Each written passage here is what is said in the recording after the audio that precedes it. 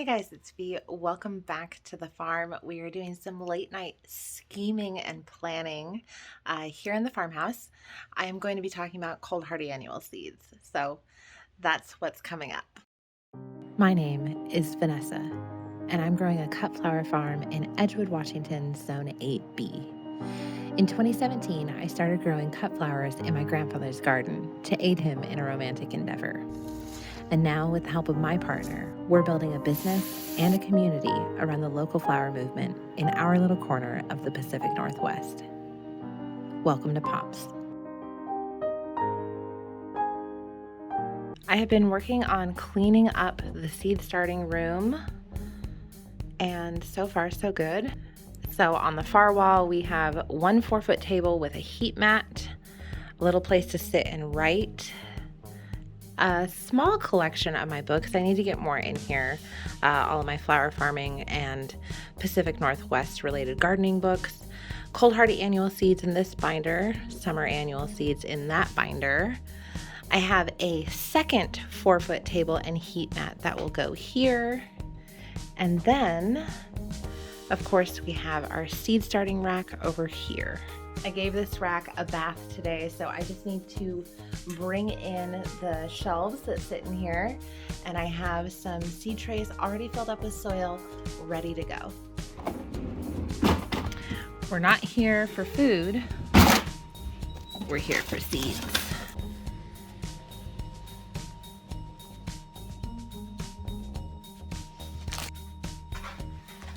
For those of you who thought this would be an aesthetically pleasing video, that's not what we're doing tonight. What I need to go ahead and do tonight is go through the cold hardy annual seeds and decide what I'm going to put in the 8 trays that I am going to sow tomorrow. As you guys saw, I do keep my cold hardy annual flower seeds in the freezer. I think Lisa Mason Ziegler does that too.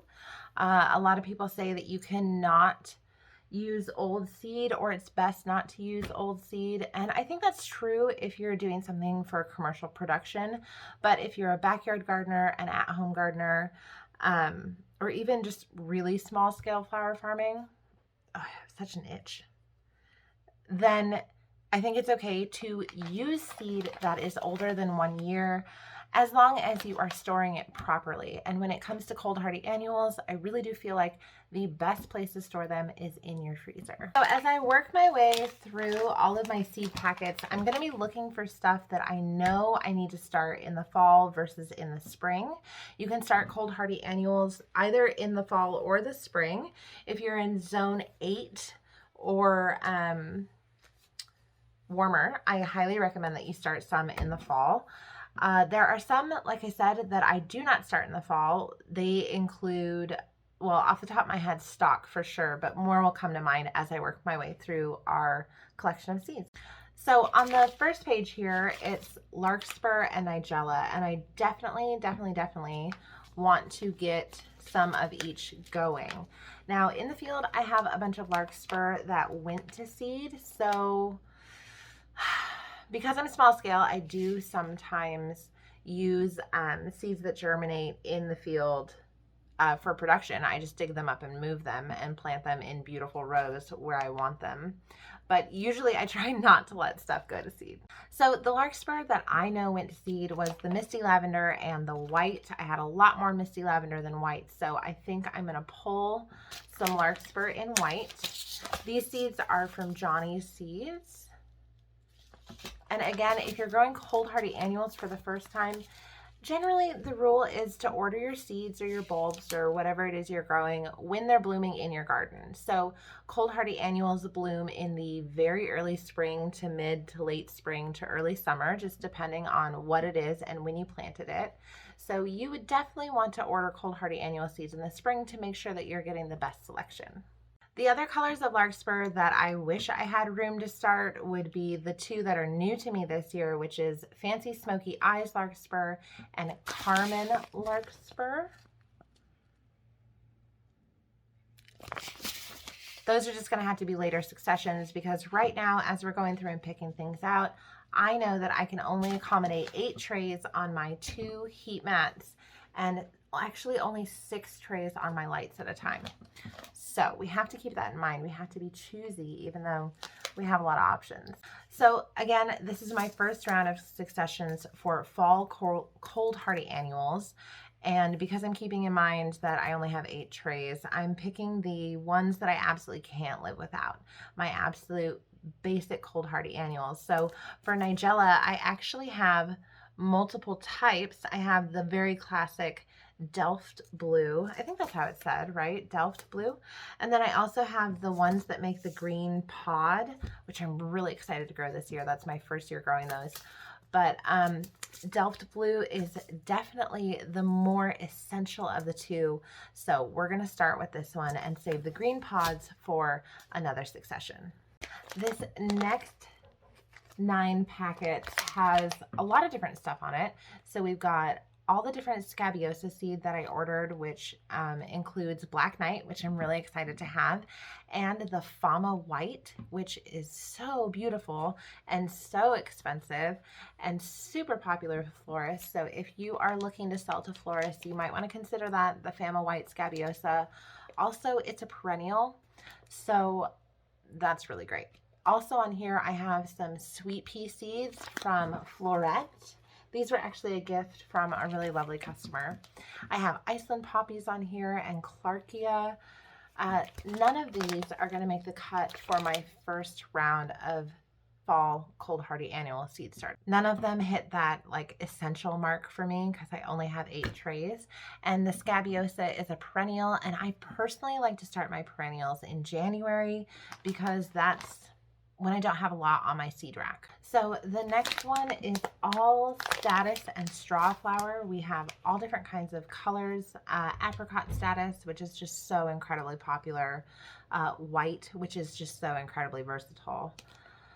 And in the straw flower, I have apricot and purple red and lots of vintage white and silvery rose. So I think that we should pick the most critical ones of each and do a tray of each. So I think for the straw flower, early in the season, the color that I'm going to want the most is going to be the apricot peach. I just know that because peaches and corals are really, really trendy, obviously, but their highest demand is in the spring. So a lot of my peaches and my pinks, I start in my early successions, like my first fall succession, so that I know I'm going to have corals and peaches in the spring when it sells best. And then for the status, I'm just going to do something complimentary. I don't like the idea of doing yellow.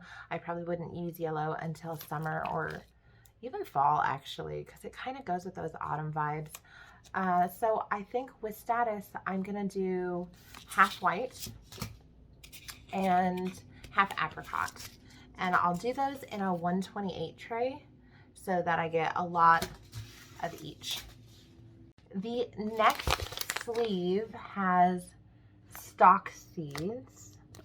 And in fact, actually the next 2 have stock seeds.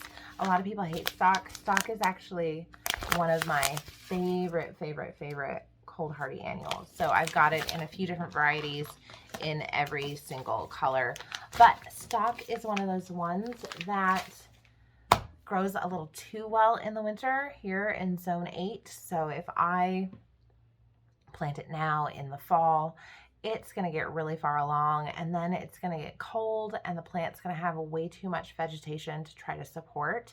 So it kind of doesn't fit into that model of starting a cold hardy annual seed in the fall, letting it get small and manageable, like a nice manageable, well-rooted size, but not so big that it can't sustain itself over winter. So I actually just got to my last sleeve.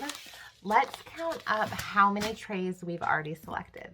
Right now we are at 5 trays, which means we can pick 3 more things to start. And that's perfect because there's a huge variety of stuff on this sleeve that I'm really excited about. So I do have some perennial stuff on here, like Eryngium, which is an amazing perennial. I love it so much. I have grown the blue glitter before, but let's see. I also have the white one here. Let's see, what's it called in case you guys want to go look it up. White glitter. Duh. So those are things, again, that fall into the perennial category that I would wait to start till January. And again, that's just because of my space constraints. If I had a huge commercial heated greenhouse, I would absolutely be starting those in the fall and growing them all winter long in a warm, dry place and have big, beautiful plants to put out like literally as soon as I possibly could. But that's just not the case for me. Also on the sleeve, we have Rudbeckia.